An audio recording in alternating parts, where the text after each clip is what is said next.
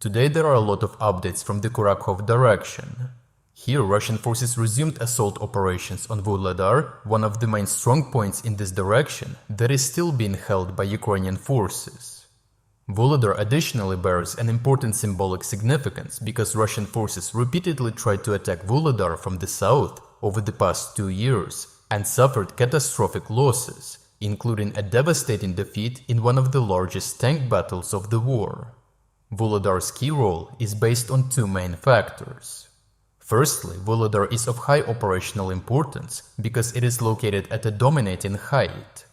If we look at the topographic map, we can see that VUHLEDAR is situated at a significant elevation over the area further south. However, areas to the east are at a similar elevation, and the Russians have indeed tried to take advantage of this by launching attacks along the hill ridge. Secondly, from the point of view of logistics, VUHLEDAR has been a key supply hub from the beginning of the war due to its proximity to two important roads: the 0509 road from Velika Novosilka to Novotroitska and the 0532 road that goes up from VUHLEDAR to Marinka. However, because of the current frontline situation, its most significant importance lies in the fact it constitutes a formidable barrier that the Russians have not been able to overcome for months. Over the past several days, Russian forces began preparing for assault operations from the south and the east. Russian forces released dramatic videos of extensive artillery preparation on VUHLEDAR and the Ukrainian strong points around it. As can be seen in the images, the city is now utterly destroyed, although Ukrainian forces still control valuable positions on high buildings. Ukrainian forces responded to the heavy Russian fire by trying to undermine the preparation of Russian forces in Russian-controlled settlements to the south.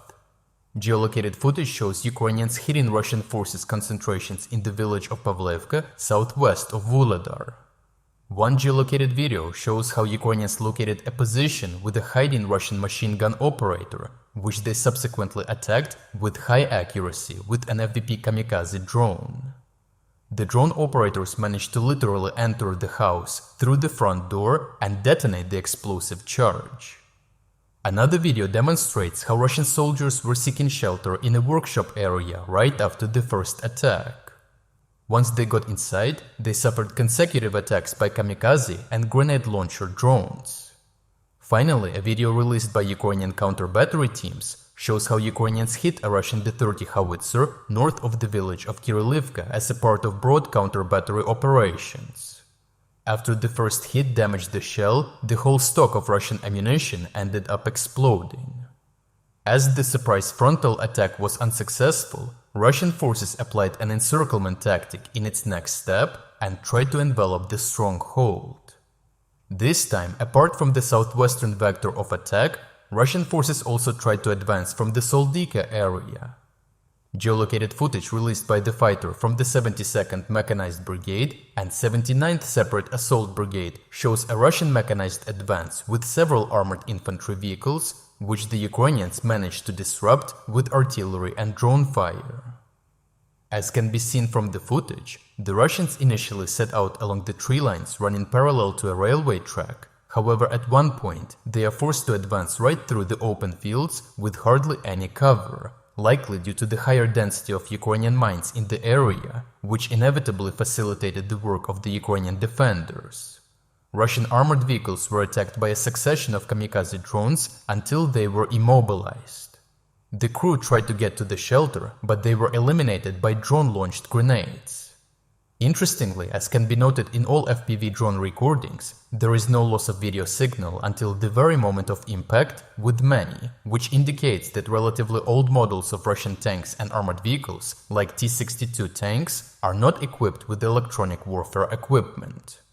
Moreover, several of the Russian vehicles were fitted with basic anti-mine equipment, which is another indicator that the area was heavily mined by the Ukrainian army. However, the images do not show any mine detonations, so it seems like the Russian vehicles and tanks were neutralized by the Ukrainian defenders even before they reached the minefields.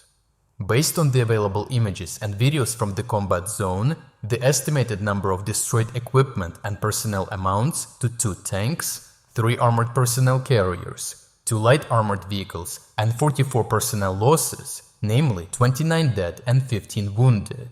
Overall, Ukrainian forces continue to hold the line in front of VUHLEDAR and have recently repelled both infantry assaults from the south as well as mechanized advances from the east.